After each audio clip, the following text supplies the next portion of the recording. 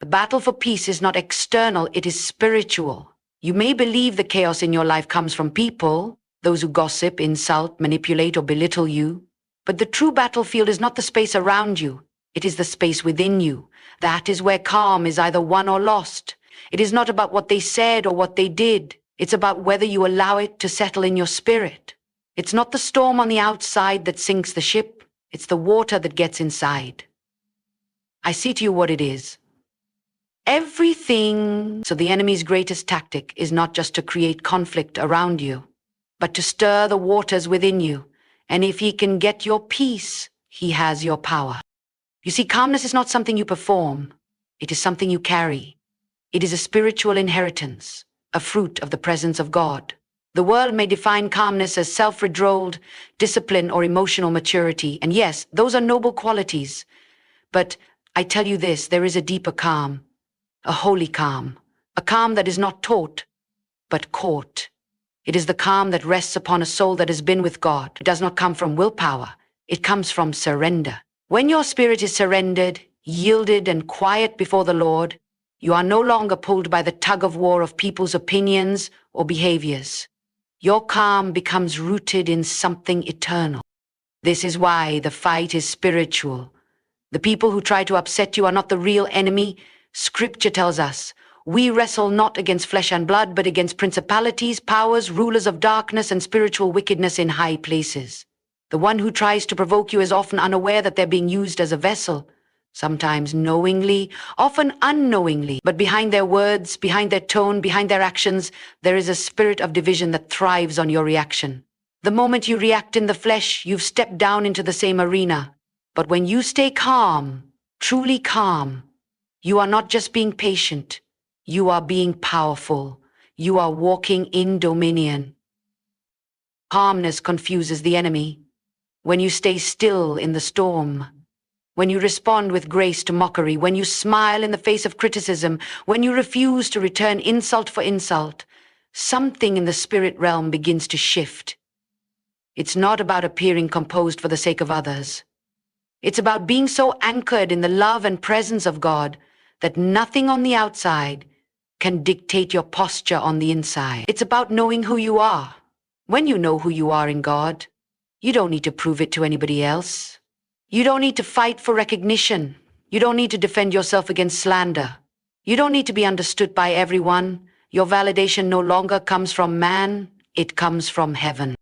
The reason some people can so easily upset you is because you have not yet secured your peace.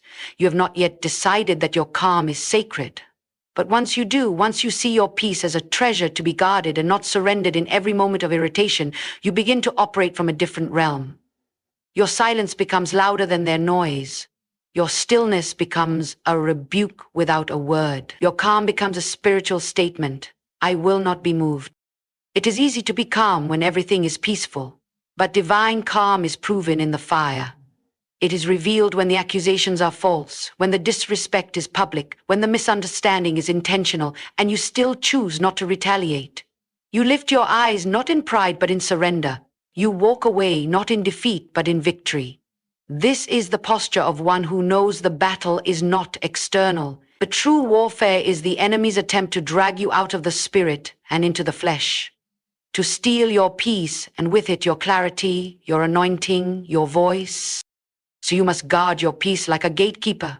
Every word spoken to provoke you is a test. Every insult is an invitation to come down from your position. But don't step down. Stay seated, in peace, in power, in purpose. Because your calm is not just for your sake. It's a message, it's a witness. It's a demonstration that the Spirit of God lives in you. And when the world sees that kind of calm, the kind that cannot be shaken by people, they'll know that what you carry is not natural, it's divine. Offense is the enemy's tool. It's subtle, it's seductive, and it's destructive. People don't actually upset you. The truth is, your reaction to them is what gives them power.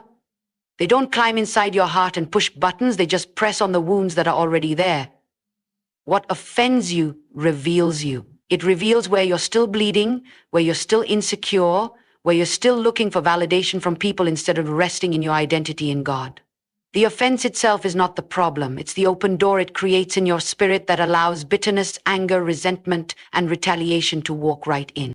That's why the enemy uses offense so often. It's efficient.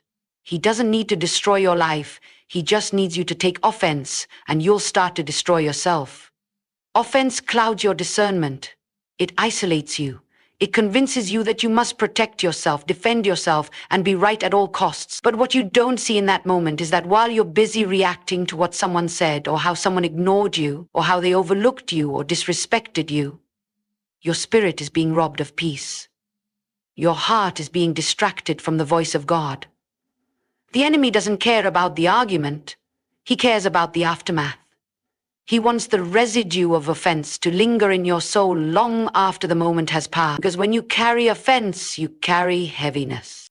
The word says, it is to one's glory to overlook an offense, not to excuse it, not to pretend it didn't happen, but to rise above it. That kind of strength only comes from the Spirit. Your flesh will demand justice. Your ego will demand an apology. But the Spirit of God will whisper, let it go. Because holding on to offense is like drinking poison and expecting the other person to suffer. They've already moved on. They've already forgotten the words they said. But you're still carrying it, replaying it, rehearsing your response, tightening your chest every time you remember the conversation. That's not peace. That's not power. That's prison. And God didn't call you to live in emotional prison. When you make peace your priority, you stop handing out keys to your emotions. You stop letting people with no spiritual maturity control your spiritual temperature. You stop being reactive. You start living from a place of response. Measured, wise, rooted. Because your calm is not based on how kind people are to you, but on how connected you are to God.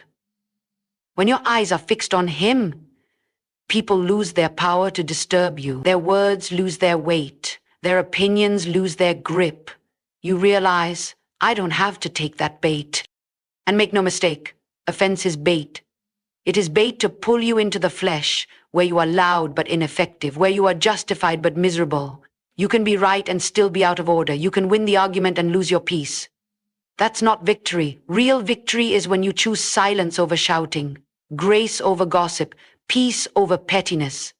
That's when you walk in spiritual authority. That's when you start reflecting Christ instead of reacting like the crowd. Jesus was surrounded by people who tried to provoke him, mock him, trap him in his words. And yet, he stayed silent when necessary. He didn't take the bait. He didn't allow the offense to change his posture. That's the kind of spirit you are called to walk in. One that is unmoved by insults and unmoved by applause. Because both are distractions if you let them define you.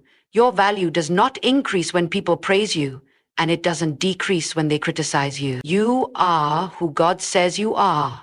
That is your anchor. So the next time someone tries to provoke you, pause. Don't respond from your wound. Respond from your spirit. Ask yourself, why did that offend me? Let the Holy Spirit show you the places where you're still healing. Don't bury the offense. Confront it with truth. Speak life over your own heart. Forgive quickly, not because they deserve it, but because you deserve peace. Refuse to carry what Jesus already carried to the cross. You're not just letting go of what they did.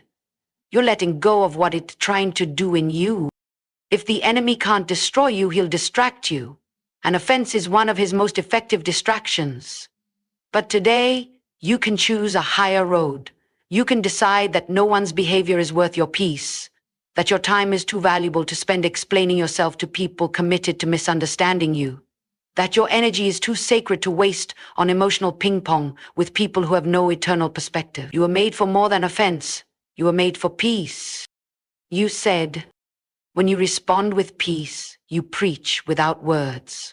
Your reaction in moments of pressure, conflict, or provocation speaks louder than any sermon you could ever give.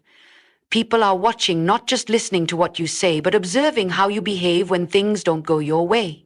Your peace becomes your message.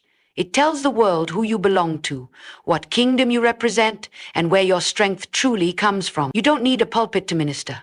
You just need peace. And when the storms come, when the voices rise, when others expect you to break down or lash out, and you stay calm instead. Oh, that's the gospel in motion. That's what gets people's attention. That's what makes them curious about the source of your serenity. Peace is not passive. It is one of the most aggressive forms of spiritual warfare. It disarms the enemy without a single shout. When someone insults you and you bless them, when they attack and you don't return fire, when they expect retaliation but receive kindness, that's not weakness. That's power.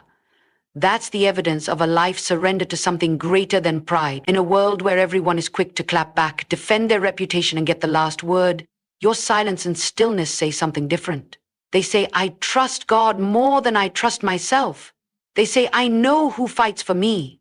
They say, I don't need to be right. I just need to be righteous. This doesn't mean you let people walk all over you. It doesn't mean you become a doormat or stay silent in the face of abuse. No. Peace is not about denying what happened. It's about deciding that what happened will not define your behavior.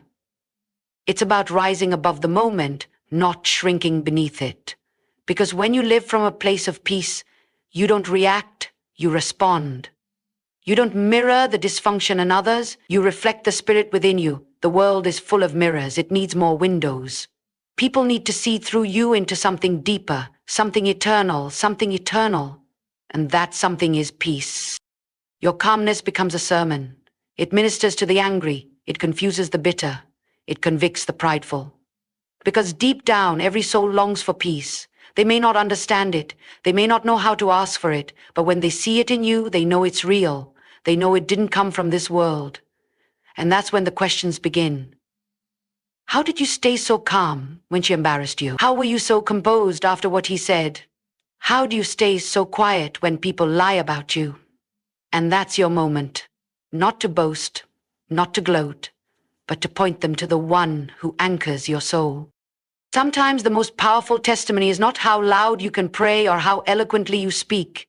It's how well you hold your peace when everything in you wants to scream.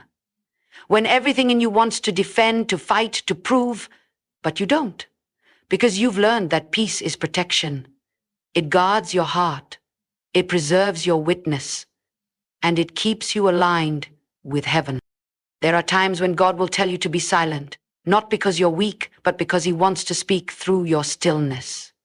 He wants to show them, not just tell them, what maturity looks like, what spiritual strength looks like, what grace looks like in real time, and you become a living epistle read by all men. They may never open a Bible, but they will remember how you didn't flinch, didn't curse, didn't explode. They'll remember your composure. And that will linger far longer than any argument ever could. Responding with peace is not just for others, it's for you. It keeps your soul clean, it keeps your spirit clear. It protects your joy, your clarity, your purpose. The enemy knows that if he can keep you agitated, he can keep you distracted. But when you choose peace, you're saying, I'm not here to fight flesh and blood. I'm here to represent the Prince of Peace. And that representation is not always loud. It's not always dramatic. Sometimes it's a quiet walk away from chaos. Sometimes it's a soft answer that turns away wrath. Sometimes it's a smile in the face of sarcasm. And in those moments, your peace becomes louder than their provocation. So the next time you feel the urge to react, pause. Breathe, remember who you are and who you carry, and let your response be a reflection of heaven, not a reaction to earth. Because your peace has power, your peace has purpose, and your peace might just be the only message someone will ever hear. Let it preach. You said, you can't control people, but you can control the atmosphere within you. That simple truth, if truly grasped, can set you free from so much unnecessary stress, anxiety, and inner chaos. People will always have opinions. They will misunderstand you, judge you, criticize you, provoke you, and even betray you. That's the reality of living in a world full of imperfect humans, each carrying their own pain, their own wounds, and their own unresolved issues. You cannot stop them from acting out, from speaking out, or from reacting out of their brokenness. But what you can do, what you must do, is take responsibility for the climate inside your own soul. You are not at the mercy of other people's emotions. You are not a puppet tied to someone else's strings. If someone else's mood dictates yours, if someone's comment can ruin your entire day, if their negativity becomes your narrative, then you have unknowingly handed them authority they were never meant to have. And the longer you live like that, the more you will find yourself tossed around emotionally, reacting to every slight, every insult, every cold look, every careless word. That's not how you were designed to live. You were not made to be reactive. You were made to be rooted, grounded, anchored in something deeper than the mood of the room or the temperature of other people's emotions. The Holy Spirit is not merely a visitor. He's a resident in your life.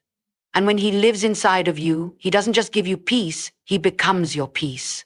So while the atmosphere outside may be chaotic, you carry a calm inside that cannot be touched unless you allow it.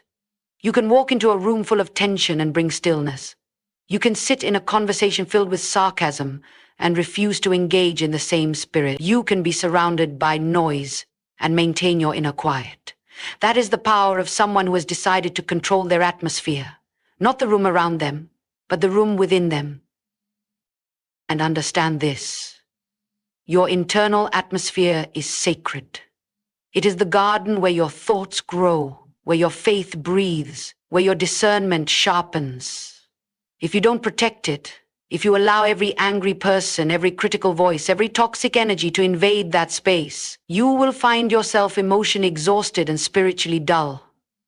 That is why you must be deliberate about what you allow to stir you. Not everything deserves a response. Not every comment requires a comeback. Not every disrespect warrants your energy. Some things are better left unanswered, not because you're afraid, but because you're focused. Maturity looks like walking away, not in weakness, but in wisdom. It's choosing to guard your atmosphere because you understand that peace is the foundation for hearing God clearly. When you are stirred up, you can't think clearly, you can't pray effectively, and you can't love freely. Everything becomes filtered through offense and frustration. But when you take ownership of your peace, when you stop blaming people for how you feel and start taking back responsibility for your reactions, everything changes. You stop trying to fix everyone else and you let God work on you. Some people pride themselves on being real, but sometimes what they call real is just uncontrolled emotion. There's nothing strong about saying everything you feel. True strength is having the power to stay composed when others aren't. True strength is staying soft in spirit when others are hard in heart. True strength is creating a calm within you that overflows and begins to influence everything around you. That's what it means to walk in the Spirit.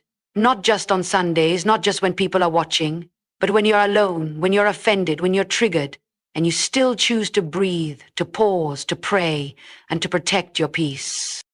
You were never meant to live under the weight of everyone else's expectations or projections. Their behavior is not your responsibility. Your response is. That's the only thing you truly have control over. And the beautiful part is, when you master your atmosphere, you start changing theirs. People will notice the difference. They'll sense that they can't get a reaction from you like they used to. They'll realize you no longer participate in drama or dwell in offense. And eventually your peace becomes a mirror. It shows them what they could have if they let go of the chaos they've grown used to. So no, you cannot control people. You can't make them kinder, gentler, wiser, or more spiritually mature. But you can decide that their actions will not determine your spirit. You can live in such a way that your peace is untouchable. And that kind of life, that kind of self-governed, spirit-filled, anchored life, that's not only rare, it's powerful, it's magnetic, it's transformative, and it starts with a simple decision. I will not let what's around me decide what happens within me. You don't have to attend every argument you're invited to. Just because someone throws a dart your way doesn't mean you need to catch it. In fact, wisdom often looks like walking away, not to escape conflict, but to preserve your calling. There's a difference between fighting for what's right and being baited into a battle that's beneath you. So many of us waste time, energy, and spiritual clarity getting pulled into every disagreement, every misunderstanding, every passive-aggressive remark, trying to defend ourselves or prove a point. But peace is not found in the proving. It's found in the knowing.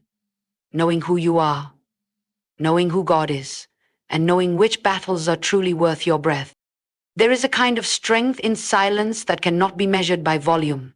It is not weakness to withhold your words. It's not cowardice to walk away. Sometimes it takes far more strength to stay calm than it does to explode. Anyone can lash out.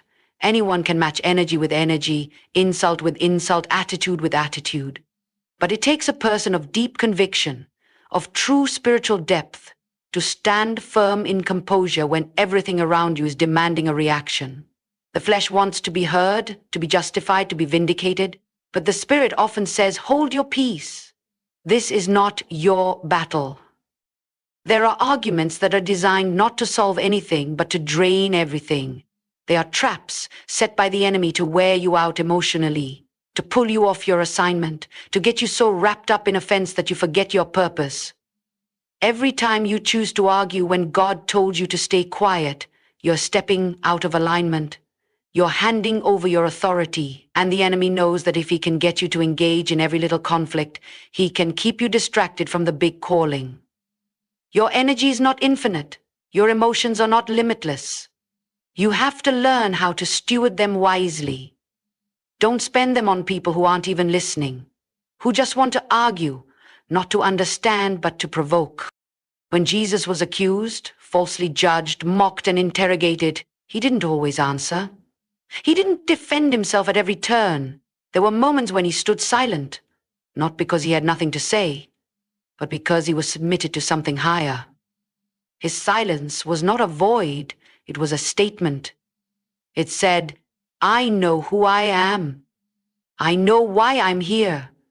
And I will not let you pull me into a lesser place. You see, when you know your assignment, you don't chase every accusation, you don't react to every voice, you stay rooted, you stay focused, you stay on mission. There is a discipline in choosing your peace over your pride. There is a power in choosing stillness over strife. That doesn't mean you never confront, never clarify, never engage, but it means you do so from a place of purpose, not provocation.